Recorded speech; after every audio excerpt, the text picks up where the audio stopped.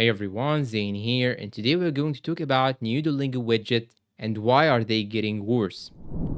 Duolingo just launched its new 2025 widget update, and honestly, it is not looking good. Widgets are supposed to make learning easier, but somehow Duolingo keeps making them worse.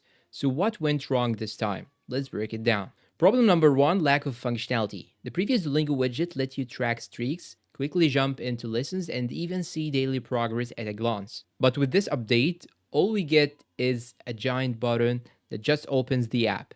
That is it. No streak counter, no daily XP tracking, nothing. It's like they stripped away everything that made the widget useful. Problem number two, more ads, less learning. And guess what? If you were hoping for more learning convenience, think again. Some users report that the new widget pushes reminders that feel more like ads rather than actual learning prompts. And instead of motivating you to practice, it is just nudging you toward the paid subscription. Classic Duolingo move. Problem number three, design over usability. Visually, the widget might look cleaner, but functionally, it is a downgrade.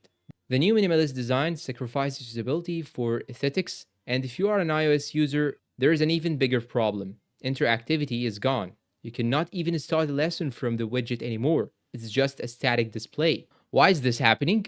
Well, one theory is that they are focusing more on monetization and engagement inside the app rather than improving user experience outside of it. The more you open the app, the more likely you are to see ads or upgrade to Super Duolingo. And by the end of this video, the new Duolingo widget feels like a step backward.